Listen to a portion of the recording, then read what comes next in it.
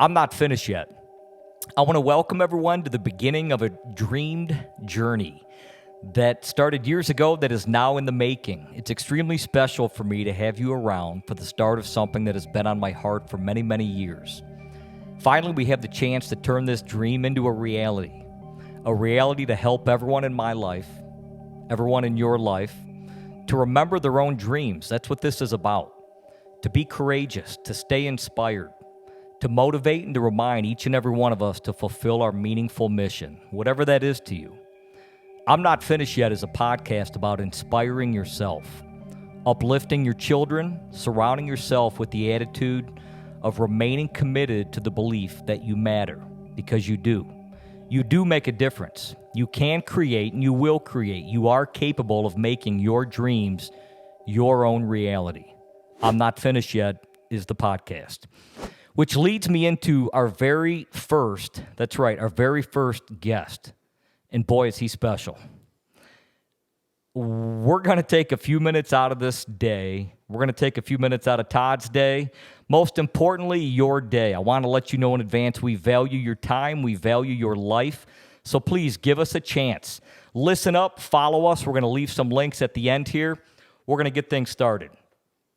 We have the luxury of having on Toledo's very own Todd Sedlar. Many of you are probably friends with Todd, and Todd has lived a very accomplished, family-driven, exciting, fun-filled, yet disciplined and well-focused 45 years so far on Earth. I think that's very fair to say. Lots of personal accolades in his life, ranging from athletic success at a very young age through college-level baseball at the University of Toledo. He's also spent a great deal of his life in the modeling world, working with a couple large companies we're probably going to get into here in the next few minutes. I've got to believe the combination of athletic competition you faced, let alone the cutthroat world of modeling, has taught you some valuable lessons. Let's chat for a few minutes on what the expectations were like for you personally, some of the day-to-day challenges you faced, and maybe how the industries compare to one another. But most importantly, I want to have a relaxed, welcomed, friend-to-friend conversation with my buddy Todd Sedlar. So welcome, Todd. Thank you. Thanks for coming on. Of course. Let's get into this right away here. And I want to start by asking you, because it's always intrigued me. The older I've gotten, I find myself often looking back going, if I only knew what I knew then, or what I know now, it could be so much better. But there's certain lessons that your brother, your sister, your mother, your father, they just aren't going to tell you. And sometimes you got to learn the hard way. But it leads me to a question with your athletic success. Specifically, what would the 45-year-old Todd Sedlar today, looking back, sit down and talk with the 16, 17, 18-year-old version of yourself? What would you do? What would you say to him? It's a great question. I mean, thinking about it simply and keeping it simple would be get rid of the self-doubt. Plain and simple, get rid of the self-doubt, right? Always believe in yourself, never question your ability or skill. Yeah. Plain and simple. But on the flip side of that, always question your dedication, your work ethic, wow, your discipline, right? I mean, those things are controllables that you can control you wake up in the morning, you choose those every single day. That's right. Am I going to work harder today than my competition? Or am I going to work harder than I did yesterday? Am I going to improve in whatever it is, school? We're talking kind of athletics here. But, I mean, in anything in life. But anywhere across the board. Sure. I mean, those are the things that are really going to make or break somebody. And I'm not talking, okay, I'm going to work hard today, so next week I'm going to be some stud. No, I mean, it's a process. Am I going to work hard today, the next day, so that maybe in 5 years, 6 years, 10 years, 15 years, I'm to the point where I want to be, right? Yeah. It's kind of that goal that you never reach, right? I mean, there really is no finish line. Until that desire is gone, I mean, it's every day. I mean, I think you do it in your business. I do it in my business. Absolutely. Still doing it today. I mean, it's a goal that's just never met, but. And I think, let me add to you, and I'm sorry I'm interrupting you here on the question that I have for you, but, I think it's, you had brought up the business side of things in life, whether it's my business, you and your business. It's those disciplined, consistent traits that you're living. It's these ways of life that you seem to be living that are becoming compounding interest for you, right? Sure. It's like that compounding interest. Sure, you can invest $100 today, and it may not seem like the additional $1.50 at the end of that quarter is a lot, but if you continue to let that go, it compounds. It gets larger and larger. Fast forward 10 years. I mean, that's why $100,000 savings on interest alone over a 20-year span can turn into $337,000. So it's interesting you say that. And I guess simply put, it kind of leads me into my next question for you personally. You had a lot of success as an athlete at a very young age. And then moving into your high school career for baseball and for basketball at Central Catholic. What was it, looking back, what was your personal driving force every day? When you went out and you shot, when you stayed late in the gym, when you were taking swings, I mean, what was your driving force every day that pushed you over the edge to say, nobody's going to be more prepared than I am? Yeah. I mean, first thing that comes to my mind is just pride. With that said, I mean, there wasn't any moment that I can remember just a light switch turned on. I just always wanted to be the best. Yeah. I love that feeling walking into a gym, on a baseball field, whatever it was, and that's where my passions were, and I think that's what we're kind of focusing on right now. That's right. I love the feeling of walking in there and knowing no matter what they did, they couldn't stop me. Plain and simple. I mean, and the only way I did that is with the preparation. Yeah. So it was all for a purpose, but it just, I loved that feeling. You're a competitor. Yeah. In basketball, it's different. It's more of a team sport. So I love working with teammates as well, but I figured if I was prepared, I made my teammates better. Baseball's a little different. Sure. It's still obviously a team sport, but when I'm up to bat, and I still think of it now. It's crazy. I still think of it now. When I'm up to bat as a 45-year-old man right now, my wife, my kids, my parents are still in the stands. They don't miss any games. Sometimes I wish they would because it puts a little bit added pressure on you, right? Back then, I didn't mind as much because the preparation and dedication was there. Now, time is very valuable. I'm not in the garage, taking 100 swings off a tee anymore to go play 45-year-old baseball. But you're also not willing to give up everything to go out there and be an embarrassment on the field. 100%. I mean, so it's me one-on-one. That pitcher is trying to embarrass me in front of my kids, in front of my wife, who I try to impress daily, in front of my parents. It's like, I take offense to that. Yeah. I really do. He could be a buddy, but when we're in between the lines, I take offense to that still to this day. And I think that's just something I've always kind of had. I don't think it's taught. I think I'm not saying you either have it or you don't. Maybe, but it's innate in your opinion. It's innate. I really do. I was just a very prideful person. I didn't want to go out there, like you said, and look like an idiot. I mean, plain and simple. I wanted to go out there and perform. Who better to compete with than yourself? Absolutely. I mean, because in the end, you get to look back in the mirror and either smile with pride. Absolutely. Or frown with the frustrating idea of knowing you failed yourself. Well, yeah. I mean, you can put up blockers to anybody, and you can tell anybody what they want to hear. Yeah. But when you're looking at yourself in the mirror, did I prepare enough? Did I work hard enough? You can't lie to yourself. No, you can't. No, it's well said. That's well said. I guess, so to kind of lead into that, one of the other questions, and I apologize in advance, we had talked, the questions that I have for you, some of them kind of blend together. Sure.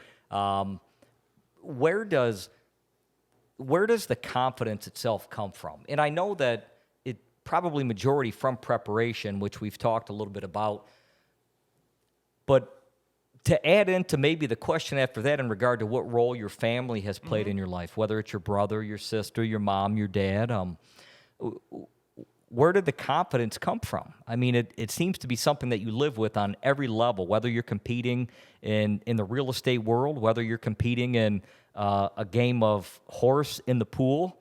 It's everywhere you go.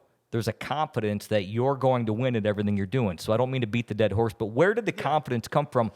When did you recognize that you were more confident and believed in yourself more than the other kids? Yeah. There had to have been a moment. Yeah, no.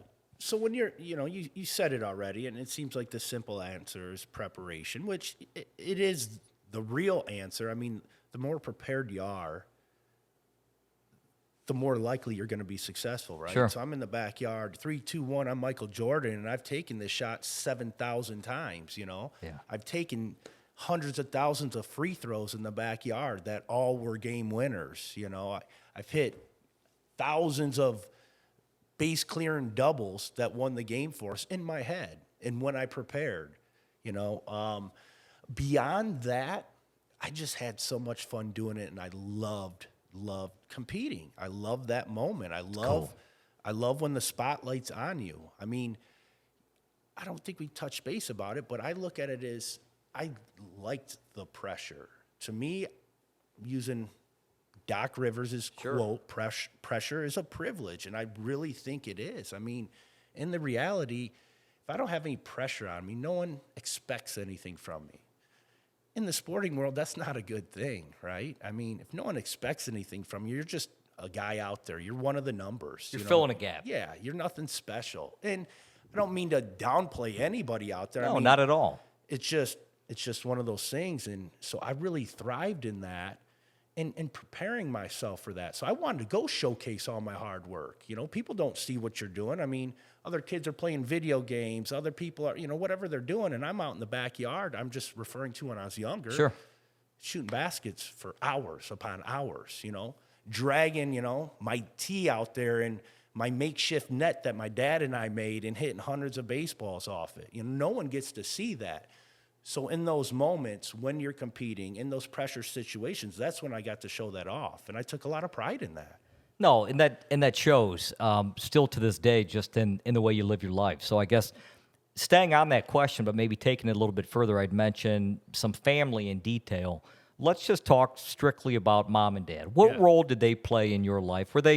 Was your dad a hard guy growing up? Was he extremely disciplined, militant? Todd, you have to do this. Was it an easy world to where, what was life like on a day-to-day basis? For the kids today that are going to be listening on your, for those that don't know, Todd coaches the 11U program, State Line Stars with Chad Smith, and then also head coach of the 14U State Line Stars, both special teams and the State Line program in general, top to bottom, very special program. But in saying that, I'm always intrigued to think about, for the kids, the parents that are going to be listening to this, what do you have to say about the parental guidance that came from your mom and dad, and what worked and what didn't? Yeah. No, it's a great question, and I always talk to my parents about it and kind of laugh about it now. When I was younger, my dad was a blue-collar guy, just hard worker, sheet metal journeyman. We were never deprived of a thing, but we didn't have excess of things, right? Mother was an x-ray tech, both worked full-time, and they just provided. Whatever I needed, I had, but I had the best of it, but I took care of it. That's one thing. If you ever want to buy, for instance, it sounds so silly, if you ever want to buy a used car, buy it from my dad. I think he washes it twice a day, very low mileage. That's good to know. Just always takes care of everything that he has. So I kind of learned that from him, but he was very strict with me, I felt personally. I'm a middle child, had an older sister, younger brother. Okay. But I think he's seen in me early that he could challenge me mentally, and I accepted the challenge, right?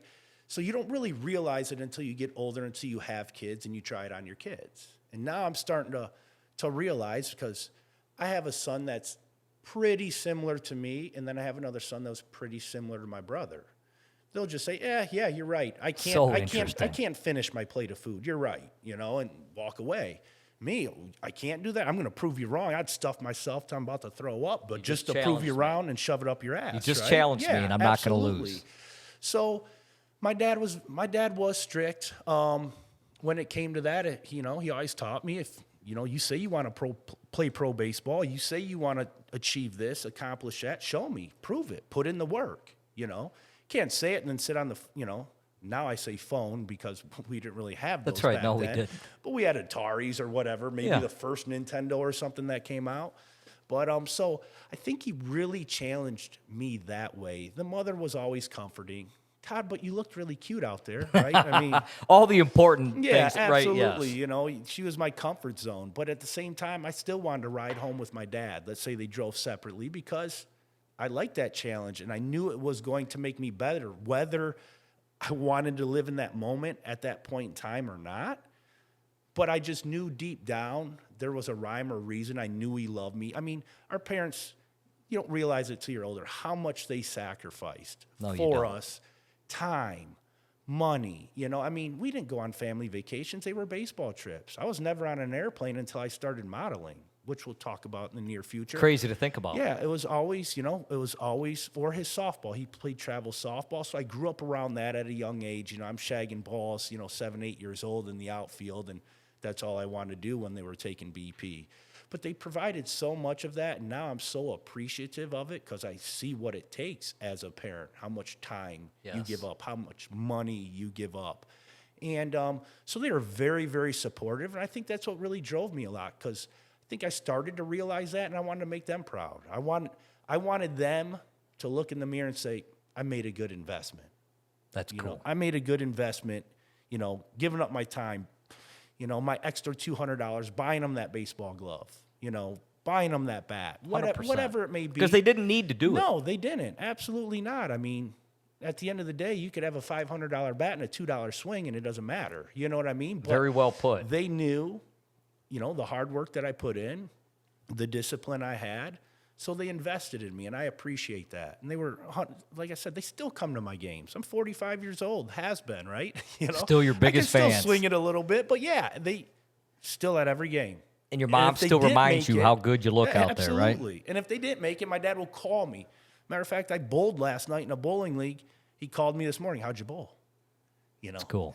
Not very well, Dad. But I mean, they care, you know, and that matters. It does. That matters. So it does. Good. Played a big role. Great explanation. You answered my questions down to the T. I guess one of the things that I think about or that I question when I look at the difference, say, for example, that the 14U State Line Stars team ends up playing 75 games this year. Maybe it's 65, maybe it's 60, wherever it is.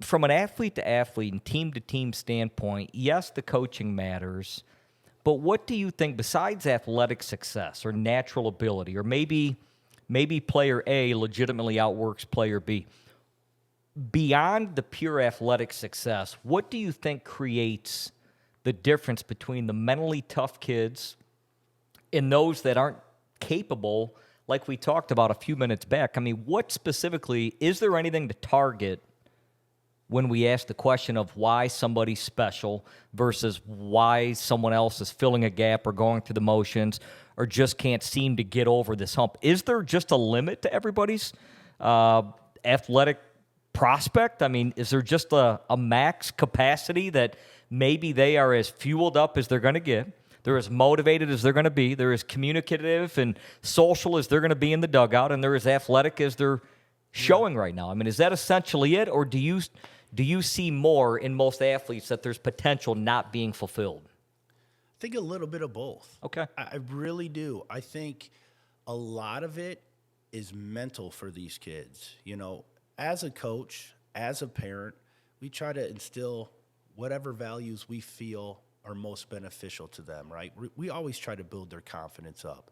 Even though we beat it down a little bit here and there, you know, set them straight. It's time and a place, right? Yeah, absolutely. But I think a lot of it is mental for them, and it's hard to really tell that, especially as a coach. I'm with these kids right now 3 hours a week, hour and a half, 2 days a week. I don't, you know, sleep, breathe, eat, you know, hang out with them constantly. We go by what we can see, speed, raw talent, pretty much, right? Then we try to fine-tune those raw talents through practice, through preparation. We try to work the mental side. We buy them books, make them write reports, just try to really get them to focus on the mental side. But there's just some kids, though, I truly believe that when it comes down to that competition, some just don't want it that bad, or there's too much self-doubt. I think they can outgrow that. So I'm not going to say at 11 years old and you have some self-doubt, you're never going to be an athlete. No, of course not. That is the furthest thing from the truth. That's right.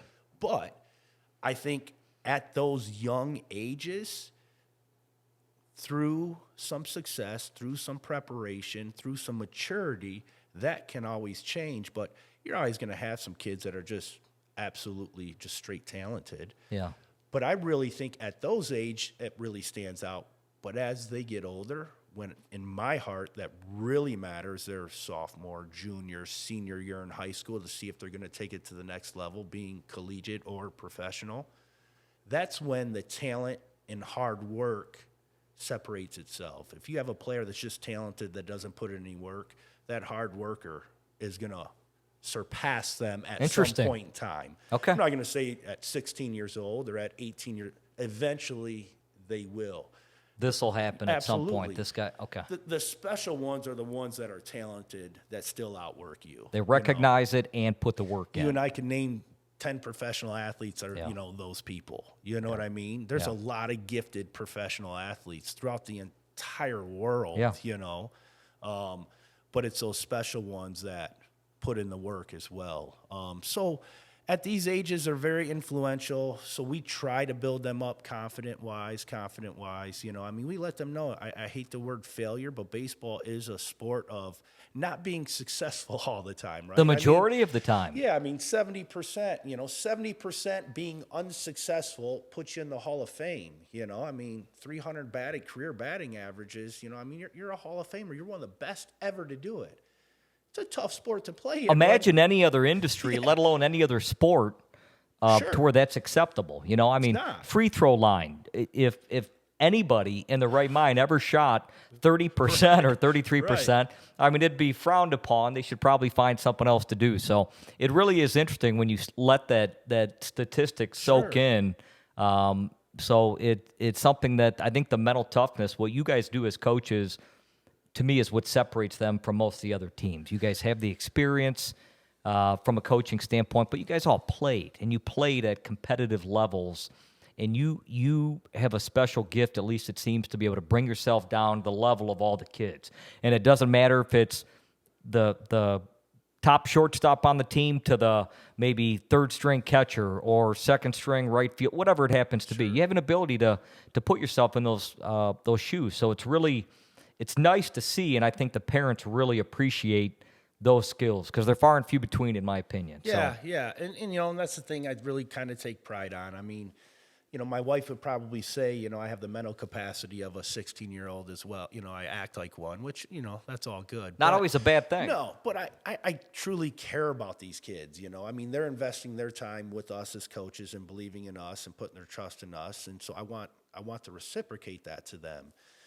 So, and I know that third string catcher, he's going to be a valuable asset to the team in a valuable, very important situation at some point in time. So it's not like I want to invest less time in him, but yeah, it's interesting. And then, getting back to the kind of the 14U, you have some pre-puberty kids, some kids going through puberty, some post-puberty. So then you have a lot of emotions and, that's right, going through there. So, it's a learning experience for me. This is the first year I've ever coached a 14U team. This is the first year I ever raised a 14-year-old son. Next year will be the first year I ever raised a 15-year-old son. That's some wise wisdom a good friend of me once told me, right? So us as parents and us as coaches, give us a break too. I tell the kids that we're going to make mistakes. That's right. We're both invested in this. If you have some questions or you have some concerns or you want to work, come talk to us. We're an open book. And I think that's what really builds a rapport and the relationship between, I would agree, coach and player, as well as father-son, mom-son, father-daughter.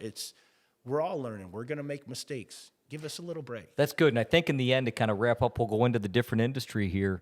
I want to talk a little bit about, besides the sporting athletic world, about some of the other things that played a huge role in your life at certain times. Actually, to a certain degree, moved you on, or at least comfortably allowed you to move on from the baseball world when another career took off. But one of the last directions I was going with in regard to what you were saying, I'm intrigued. I was never a model. I was never sought after, right? I was the guy that was forcing girls to like me and maybe manipulating them into why they should or shouldn't give me an opportunity, right? We all have our thing. That was my thing. In saying that, the modeling world got a hold of you at what age?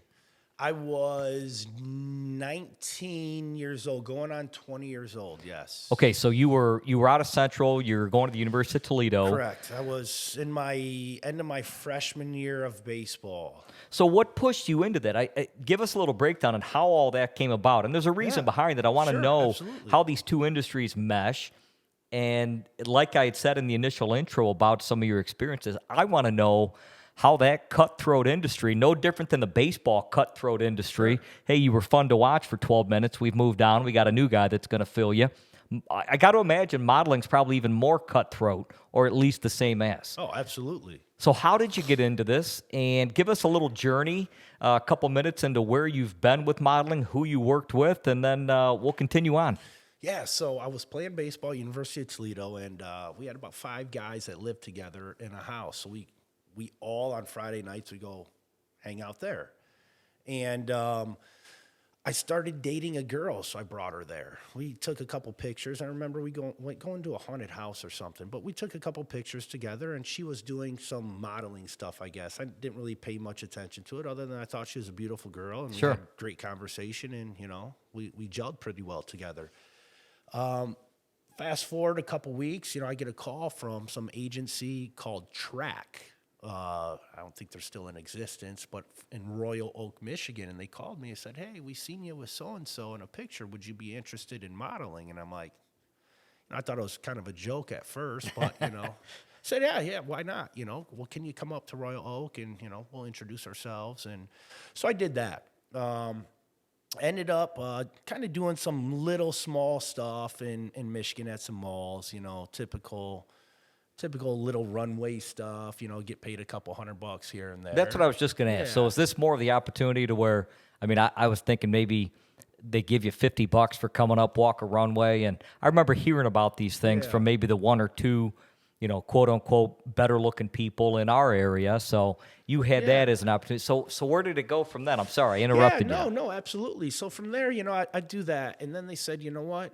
We really think you should go out to New York. What they do, so they're my agency, but what they do, they try to put you, they can't book you out of New York. You're not going to make a living modeling in Michigan. Okay. So what they do, and never was I looking at it as a career, right? Baseball was my life. I dedicated my life to that. This was some side money, some weekend money. And so I actually did have some time, so they set me up on what they call kind of go-sees, is what they call them, go-sees. So they set me up with several different agencies. So I flew out to New York. Go-sees, like go-sees. Like, correct. Okay. Correct, yep. So it's not. It sounds like an insect to me, and that's why I was trying to visualize what a go-see is. It's not a no-see-em, it's a go-see. Okay. So and that's what they were called at the time. So they sent me up with interviews with several different agencies at the time. They've all probably changed names, but the big one, Ford Models, is who I ended up going with. But I met these 5, 6, 7 different agencies over a 2-day period, flew back home. Then I got a call, from ones that would like to represent you, and, didn't hear from the ones that didn't. Well, Ford Models called me out of New York, and I'm like, everybody's heard of Ford Models. They've been there from the beginning, and they're still there. And they said, we support you staying in college. We'd like to try to work around your schedule. When we could get you out here, go see a bunch of clients. Again, go-sees, just go see, introduce you to a bunch of clients. Okay. And hopefully work some direct bookings, meaning I didn't have to live there. They could fly me out from where I'm at. Okay. Book it, do the job and fly back. I'm like, oh, that sounds great. It sounds awesome. So the very first one I went to, I met a Bruce Weber. Those in the modeling industry, I think there's been some not so great news about him in the last 2 years, but Bruce Weber is one of the staples of photographers. Okay, so he's a well-known. One of the top 5 photographers probably ever in the fashion Wow. industry. So I met him, very uncomfortable situation. My dad's a manly man, sheet metal journeyman, construction guy, blue collar guy, bodybuilder, everything else, and I'm here and I'm down to my skibbies, taking pictures. Coming from Midwest, to New York, completely different atmosphere. I had no idea where I was. I had my Streetwise map out and everything else. And asking people, hey, which way do I go? And they're too busy for you. So it's a completely different feel than what we have here in the Midwest. I think we're very, very blessed in the Midwest I would agree. with what we have, just our mentalities.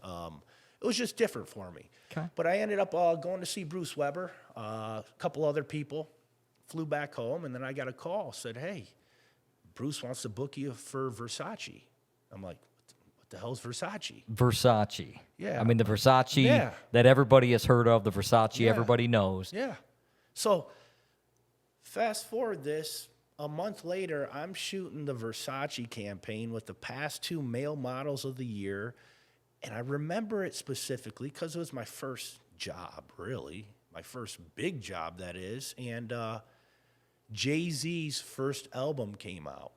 And they were playing the heck out of it on this shoot. I mean, we were in this huge penthouse, people all over playing ping pong, pool. You get your name called, you go see makeup artists. Was it the Big everything Pimpin' else. album? It was his very first one. Yeah. Yeah. I Yeah. mean, it was groundbreaking, right? Yeah, I mean, that's right, it Jay-Z's. was. I mean, it was amazing.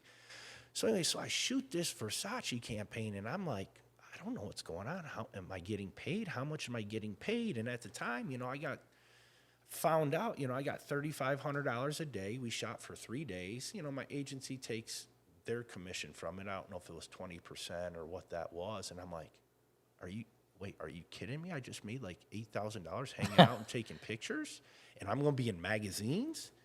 This is amazing. Right from there, Bruce also shoots Abercrombie. He wanted me to be a feature in the Abercrombie. Now, that didn't pay Unbelievable. as well, but I'm out in Laguna Beach shooting Abercrombie, and I'm like, man, I have these 2 huge campaigns for my first job. So Man, you that's got a great Versace resume. and Abercrombie. Just back to back in the first. Within the first, how long 2 of you getting months. into this industry? 2 months. Okay, so let's correlate that. That is as close to immediate success for doing something for a minimal amount of time. Sure. I mean, that's like going from playing rec ball to, in a matter of, say, even 12 months, being signed to play shortstop for the New York Yankees. Yeah, so with you saying that puts it in perspective, and that's why, I'm very, very blessed. But I think in that industry, you hear that more often. Well, you hear the successes, kind of like the gambler will tell you always when they win, never when they lose. That's you right. know what I mean? So you hear the successes. Hey, I was found in a Walmart parking lot, and next thing you know, I'm getting paid $10 million to shoot, Chanel. Yeah. Well, you don't hear about the other people that go out there and never make it, never get a single booking. No, which is probably the majority. Right, you're right. So when you do say that, yeah, I was very blessed, but I was kind of wasn't used to that but I was used to being a successful human being. What if we right? just called it winning? You were used to winning. Yeah, Used to winning at everything competitive, from ping pong to playing whatever position you want, winning games, taking the last shot. Why not the modeling industry as well? Sure, it was just different because those took preparation. This was just the way I looked. Yeah. Now, getting into that, I'm not taking anything away because you had to stay in shape, right? Sure. I mean, nutrition was big, working out. I mean, so you had to present yourself, carry preparation. yourself, and then when you go and meet these very, very diverse people, photographers, production people, I mean, they're the people from all over the world. I didn't know these people, but I think with those Midwest values, it kind of really helped. I've always been pretty good at having great conversations with a very, very diverse crowd. It's never really bothered me. Athletics helped me with that. Yeah. With that The confidence. comfortability. Yeah. Athletics really helped me with being comfortable in uncomfortable situations. Isn't that right? beautiful? Oh, it's well Being put, comfortable too. in uncomfortable situations because of the preparation that it took and all the time and energy and hard work, right? So in the modeling industry, it was just fun to me. Well, so speaking of fun, now I want to know, let's go off a little bit here and talk about roughly how long was the modeling career? Was it a year? Did it turn into 3 years? Yeah. Did it, give me a basic So, breakdown.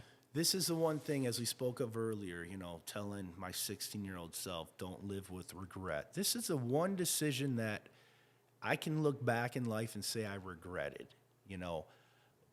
Having that quick I'm intrigued. success in modeling, my next year in baseball at Toledo would have been my sophomore year. It ended up turning into my redshirt freshman year. I ended Okay. up getting redshirted freshman year. And due to some seniors that were above me, whatever, I'm like, I get a 5th year of college. Great, paid for. Sure, why not?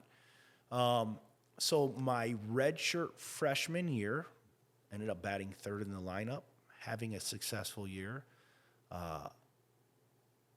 Went really well.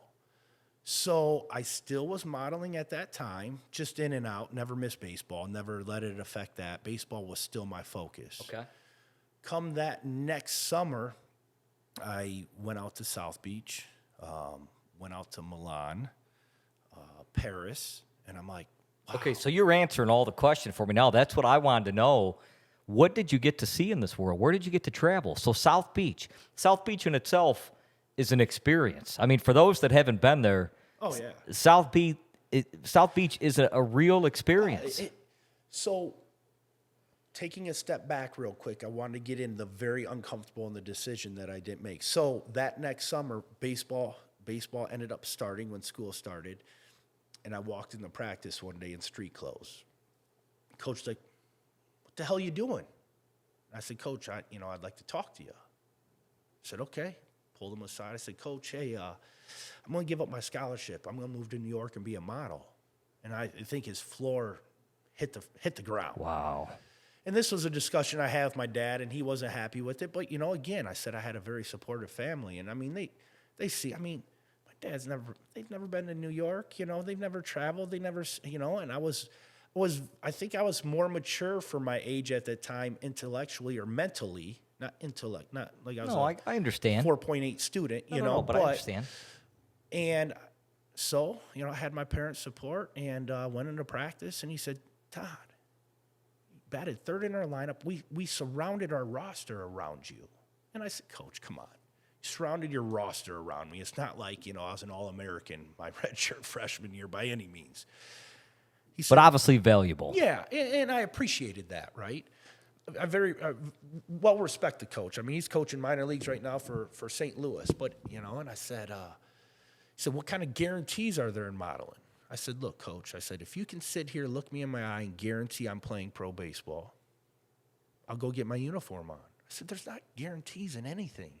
I said, "This is an opportunity. I just feel like right now I can't pass up. I just made, 30 grand in a weekend. My scholarship at that time was, I don't know, 8-9 grand a year. I lived at home, had booked school, parking paid for, and collected a check each month for a couple $100. I'm like, I just paid for my school all 4 years in a weekend. I said, there's no guarantees, so. But what a moment. I mean, what a moment looking back.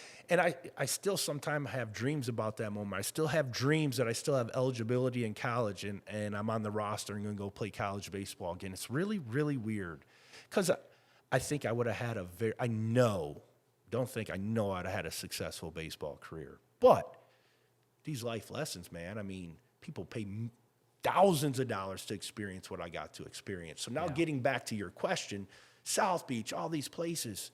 My goodness, when I was in South Beach, it was called the Deco Plage. I don't know if it's still there. It was on Lincoln and Collins.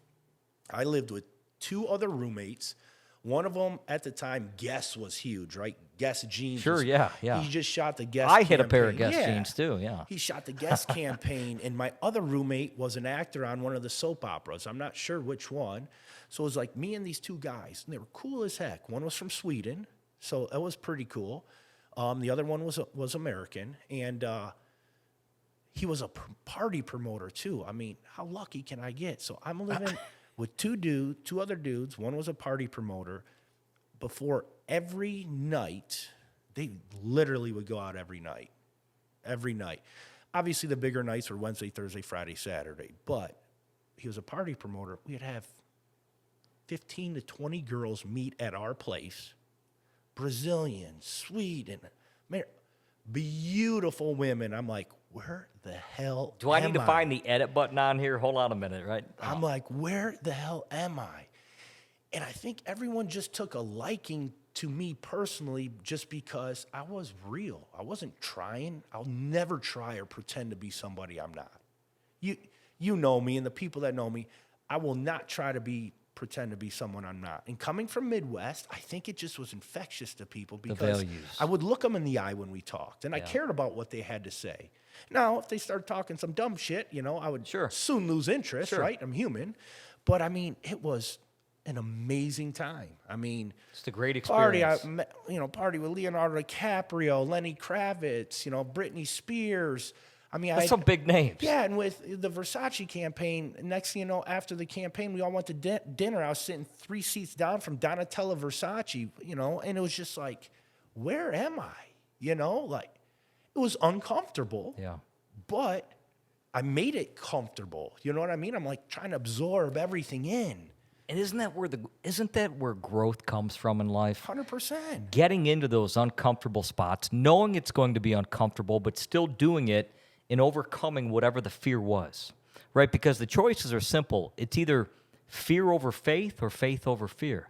And I'm not talking strictly from a universe or a spiritual standpoint of faith, but I mean, those are the options when it comes down to it. What am I going to have? Faith in myself, faith to understand we're nothing more than, we're human beings. We're trillions of cells put together, living experiences in life and experiencing visuals, experiencing emotions, and not always knowing what to do with them. But that, to me, when you get to that point, you're living. You're caught up in moments, maybe, and then you're in awe in moments, and those can help define the long term of every man. And not everybody handles them the right way.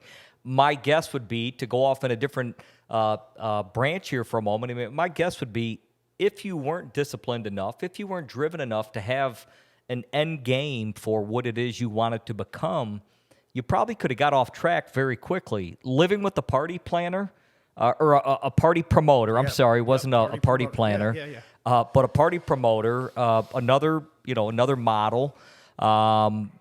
Being in South Beach at the corner of Lincoln and Collins, which is about as busy of an area as you can get, a block and a half away from famous South Beach itself, there had been an opportunity to veer off and go in directions. What kept you on track? I think, again, honestly, is my pride. Okay. I wanted to be different, right? I didn't want to follow the crowd. I wanted to be different. And for me, being different was being myself there. There's so many people that are just sheep, right? I mean, you see it in today's world. You see it in today's world. I mean, have a head on your shoulders and stick up for what you stand up for what you believe. And I just always stayed myself. I wasn't trying to impress anybody. I got to this point not trying to impress anybody, being myself. So why change at this point, right? I mean, there's photographers and people that I met that made me feel uncomfortable as hell, and I wanted to knock them through a wall, right? Uncomfortable in what way? Uncomfortable trying to, that industry, I'm not trying to label everybody. No. But that industry, everybody trying to turn you out. I'm a heterosexual male. It's a strange industry, I gotcha. Trying to turn you, and I respect every, you do what's best for you. There's nothing to do with respect, but there's boundaries that were obviously crossed. And I'm like, I just always thought, what would my dad say? What would my dad But do that's in those this Midwest situation? values coming back, in my opinion. And I'm like, man, he would be irate, and I handled it with professionalism, but again, being comfortable in uncomfortable situations, learning to handle those situations on your own as a 19, 20, 24, getting back to your original question. I mean, I was married and still modeling. I was in Milan and Paris shooting Berluti when I was married and with kids. So, I mean, I no longer do it. I still get emails. There's a casting here, mainly in Michigan. I'm still talk to my agent. He came to my wedding, in New York. But, I mean, my time, discipline, dedication, everything else is going towards my family now. That's right. I would never turn down a great opportunity. I read them, look at them. But it would take a little bit of discipline in my life as far as diet and everything else. I think I'm in fairly good shape. But, again, if I'm putting the product out there, being myself, I want it to be in tip-top best form, No, that's good. And I like to enjoy myself too much. I like to hang out with buddies like you and have a couple cocktails here and there, We do like to do that once in a while. And so I modeled, honestly, for probably on and off. I ended up going back and getting my degree, was back and forth a lot. Almost signed with a big acting manager. I was going to move out to LA. So the end goal there was to get to LA and become an actor. Okay, so you're what age at this point then? You're, I At mean, this 20. age, no, at this age, 30 that happened quick. No, so I was 21, 22. So you're still a baby. Still a baby. So at 22, I was about to sign with an acting manager, and I was in Toledo, finishing school, checking IDs at a bar called Arnie's. I think Arnie's is back open again, but not the Arnie's that you and I remember. Sure. And, Okay. And I was told about this beautiful girl there that's working there, and I'm like, all right, I got to check this girl out, right?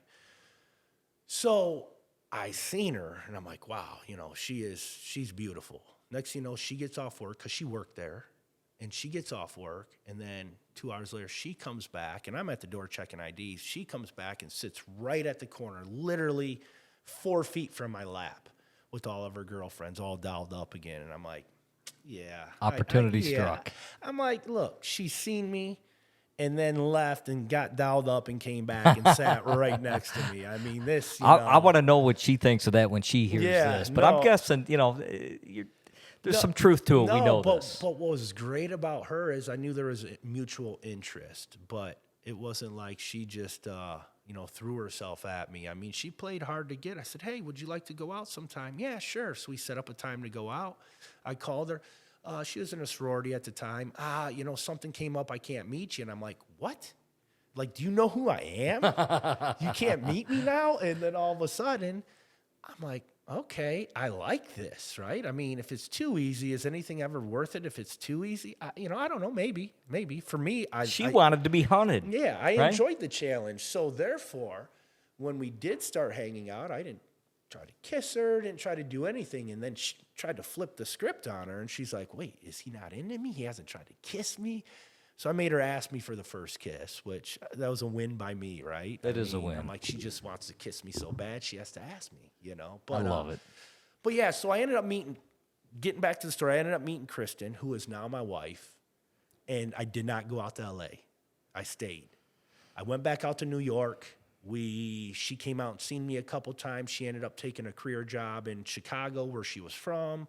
So I was back and forth from New York. I ended up getting my degree when I was about 25 years old. I think 25 because I was in New York. Then I'd take time off. So you did go back and get your degree? I did go back and I have my degree in business marketing. That I didn't know. I did as long as I've known you the last few years. I didn't actually know you finished up, but I ended up finishing up. Well, so that kind of takes me in, and we're gonna get back into Mama here in a few minutes as we wrap up towards the end. I got a few other questions I want to get into with you, and speaking of graduating at a university, any university, whether it's a community college, whether it's a state university, private college, whatever it is, what are your thoughts when you talk to kids today, which you're going to continue at least this year and hopefully into next year with your baseball programs, or your own children? Sure. What are your overall thoughts? Let's put athletics aside for a minute. Okay. Are you a huge proponent? Are you in support of going to college, spending 10, 20, 40, 60, $70,000 a year, and finishing up in 4 years? I have a little bit of, I don't want to say a dog in the fight here, but I didn't finish college. I started it 3 different times, went maybe at most 10 consecutive days, and just decided that this wasn't worth it. And I was wasting my parents' money. I was wasting my own money. And in the end, things worked out through a lot of mistakes, a lot of hard work, a lot of just figuring things out. But I went about it kind of the hard way. So what would you say, whether it's your oldest son, whether it's your second oldest, or your daughter, who's youngest? I believe, what is she, 4 or 5? Yeah, 4 years old. Going to be 5 years old this year. What are you saying to them, fast-forwarding X amount of years ahead, about going to college? Mandatory, not mandatory, should, shouldn't, could care less? What's your thoughts? I'd say probably, well, I know for a fact, I wouldn't say kind of either of those. It's not that I could care less. I want you to have a plan. Yeah. What's the plan? Yeah. I mean, if you want to be a chemical engineer, I'd say, yeah, probably college is the route. You're going to want to need pursue go, some education. right? That's right. If you're going to be a real estate agent, I'm a real estate agent right now, licensed in both states. No, I mean, you need your schooling for, to become a licensed agent, but you don't need college. I guess what's your plan? Let's have a plan. Don't go to college just because that's what you're supposed to do.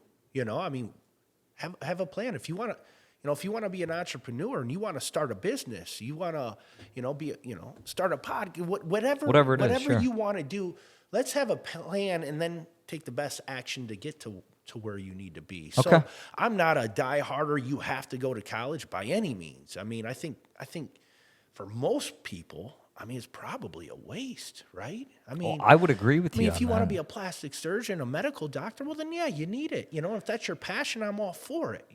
College is for some, and it's a must for some. But just to go there, to go to college, to say I went to college, to say I have a degree, and then go do something completely different. And I know things change, but to say it's a necessity, to say it's absolutely not needed, I'm kind of more in the middle. Let's have a path and a plan.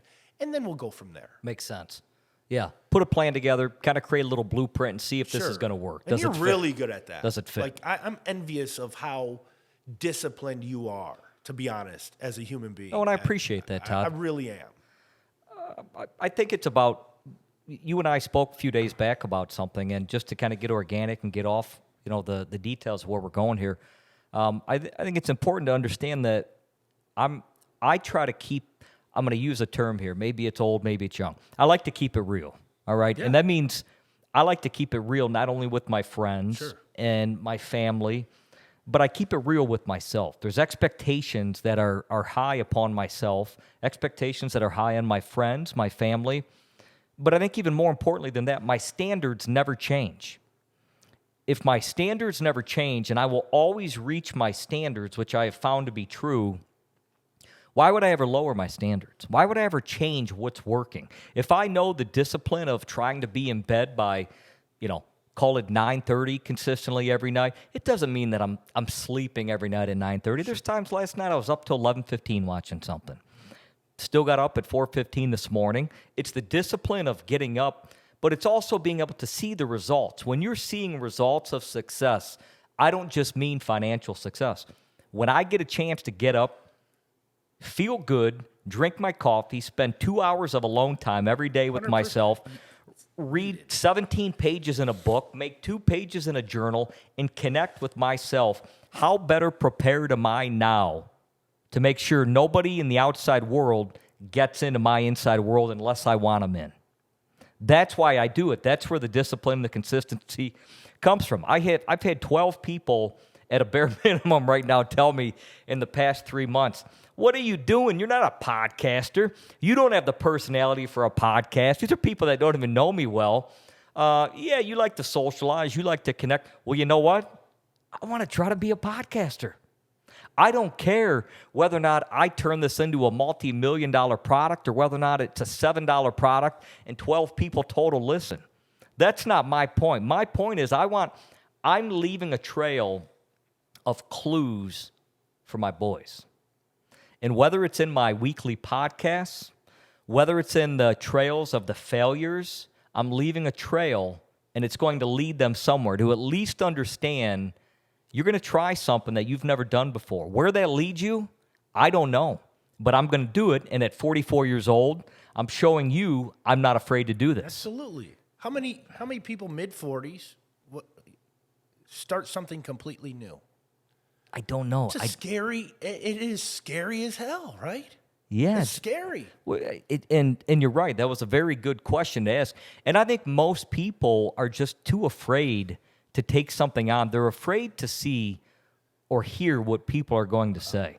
They're afraid that they got skeletons in their closet that, well, how is he communicating about that? Ryan doesn't know squat about this. How is he trying to tell the people how to live a better life when he was given 27 detentions per year at St. Francis and thrown out 4 times and told to go get psychiatric help on 3 consistent years, which I did, by the way, to have to continue to pursue an education at St. Francis. I loved it. It was well worth it, but I legitimately had to go do those things, or I wasn't going to be allowed back. Dude, I wonder how many successful entrepreneurs were kind of in the same boat. It's almost like they don't want to be in a box, or they can't. It's not that they don't want to. I think it's something innate in them that they just feel so confined that they're just, rah, I want to get out of here. So how am I going to do that? That's a good expression to use. I'm going to make a bunch of noise. That's I'm right. going to make a bunch of noise because this isn't for me. Yeah. Like, sitting in this classroom is just not for me. Listening to this guy. Okay, so who makes that guy? Who makes that guy right? How can he teach me real world experiences That's when he's right. never been anywhere? That's right. Right? And I get it. I respect everybody, and I understand you have to have Sure. schooling for that. But learning out of a book, I'm not saying it's a bad thing. Reading books, I mean, it's all, knowledge is great. Man, life experiences are There's pretty nothing better. freaking amazing. They are. Pretty amazing. And you can create them a lot of ways. You don't have to be a millionaire to experience life. Very rarely has anything to do with money. The success in life very rarely comes from just the growth of being able to turn, nothing into something. That feeling of success doesn't last long. It may get you 2 days, maybe 2 weeks if you're lucky, but it's like getting that new pair of shoes you've been waiting on. You're satisfied for the moment. Give it a few days, and there's already something new in the list. The new ones are coming out. The new next ones are week. coming Yeah, out. That's for right. It's the sure. same thing with cars, right? The new Lambo this, the new Ferrari California, whatever. You buy it, 2 years later, there's something new out, and you go, well, I just spent $387,000 TVs, on phones, whatever everything. it is. I mean, it's like, So to me, what we're talking about today is the success from within. What experiences do we have? What experiences do you have that have put you in a spot today that you ended up after your modeling career? You eventually got into pharmaceutical sales, I did, believe, yes, right? yes. From Equipment. pharmaceutical equipment. Yeah. So you had that, and we got off talking on college a little bit, and I apologize, I've interrupted a handful of times here, but you're inspiring to the degree for a lot of people that to me you're a natural motivator. To me, you're someone that I tell my kids all the time, find a few friends that no matter what, you're going to hold on to them forever. At least fight for them. At least fight for them. And I think that you're a friend worth fighting for because of what it is you stand for. It's not about perfection. Perfection's failure misunderstood, in my opinion. It's not anything that can really be attainable. Therefore, it's just kind of a pipe dream. But being able to be real, to stay connected within yourself, the Midwest vibe, the always approachable relationships that you have with your friends, with people you're not friends with that you coach of, parents, the kids itself. It's a special talent that most people don't have. So I'd say kudos to you in regard to that. you. No, 100%. And I want to, and it's probably why you've been with your wife, Kristen, your lovely wife, Kristen, I might say, for, I believe, somewhere around 20, 21 years now, married, going on, I believe, 18 this year, right? Correct, yeah.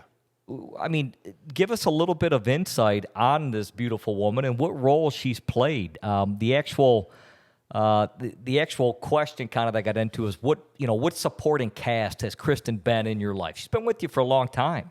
Yeah. Through a lot of the ups, the downs. Yeah.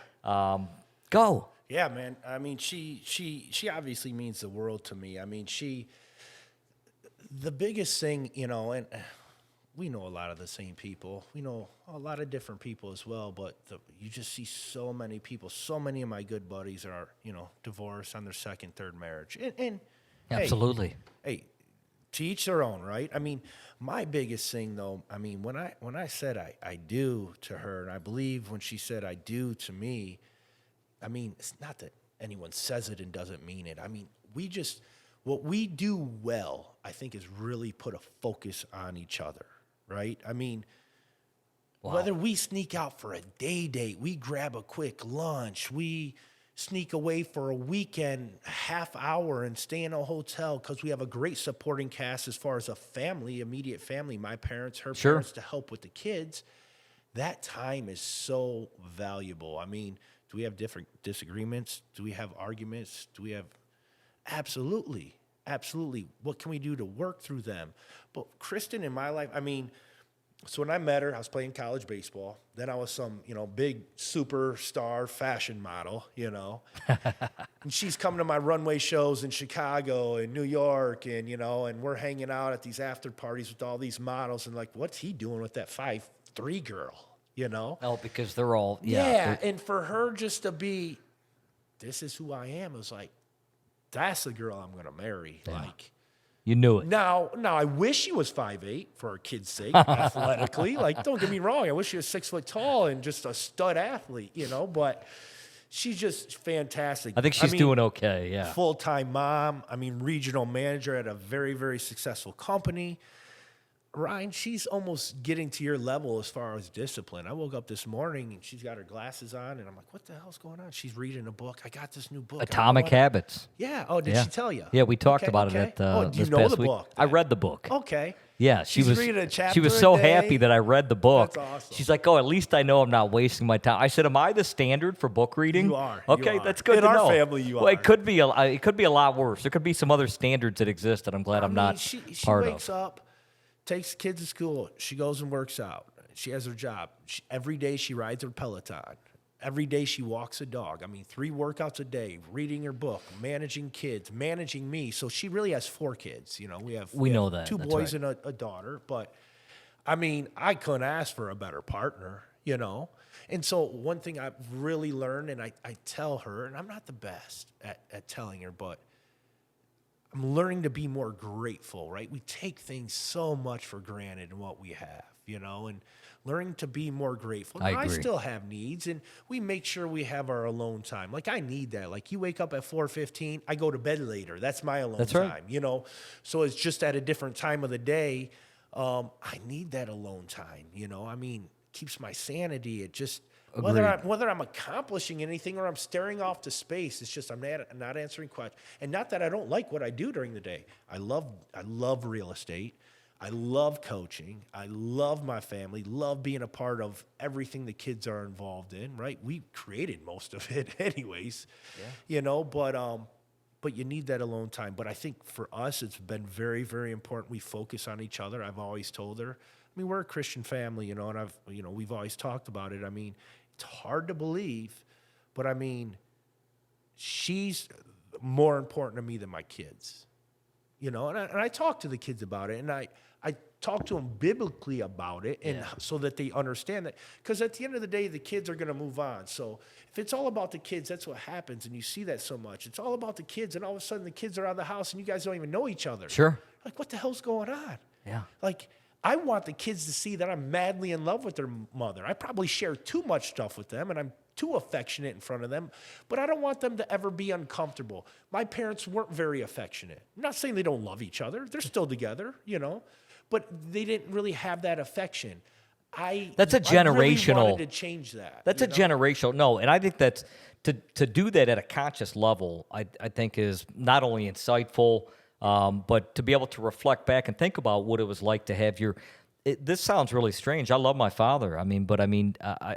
I didn't shake hands with my father until I was like 40 years old.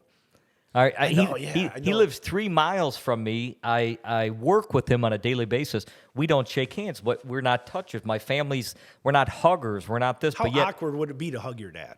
I don't even know what it would feel It'd be like. awkward, Yeah, wouldn't it would be. But those are the things that I don't want to say keep me up at night because I sleep really well. But those are my biggest battles in life when I think about what I need to overcome. Right. Yeah. And so I've tried to instill some of the things that I aspire to be and the things that I'm searching for in my life through the books that I read and connect with. They're not always about business. It's not about growing into this mega multi-millionaire and having 17, pool companies around the world. It's about improving my understanding of what it is I'm missing, because I'll never be able to get into your head. I'm never going to be able to get into Thomas's head. I'm never going to be able to get into my kid's head, but I can at least try to better understand maybe where they were coming from by learning something that I'm able to develop. And in the end, that's why when I look back and I thought about the different potential for first-time guests coming on this show for something that is my baby, it's very special for me. It may not mean a whole lot to the rest of the world, and I don't know where it's going to go, but it was special for me to have somebody on board, someone that I trust, someone that I know understands the same connectivity and the family values, and just wants to live a rich life. I don't mean just money. I mean a rich life full of connecting and discussing and stimulating each other through happiness and positive beliefs, and watching our kids grow and aspire to hopefully become much better versions of you and I. I appreciate your time, Ryan. I really do. I'm honestly flattered. I know this is your baby, and I'm flattered that you asked me to come here. I'm a normal human being. We do get along very, very well. I think we come from a little bit different backgrounds, but Sure. We do have similar thought processes, and I learn as much from you than you've ever gained from me, and I really value your opinion, your thought process, your perspective, and it helps me grow as a human being, right? I mean, obviously, my wife calls you when she gets this damn book. You know I what love I it. mean? Good I'm to like, hear. all right, I'm second fiddle there. That's okay. That's okay, because that's where growth happens, right? So it's all good, man, and thank you so much for your time. and Thanks for having me coming on, man. and I mean that sincerely. I hope as time goes on and we continue down this run of getting a few more guests, trying to figure out some different directions that we can go with the podcast. We can bring up some different subjects that we can get into detail. Today was kind of a broad spectrum podcast because I wanted to better understand you as a friend, and I wanted you, of all people, to be able to break down the successes and failures that kids go through and where the mindsets need to be to ultimately go from being a child, growing into a man, and then understanding what that's going to lead to from a success standpoint. So thank you for coming on, and I love you, and I look forward to continuing this relationship. And until next time, I'm not finished yet.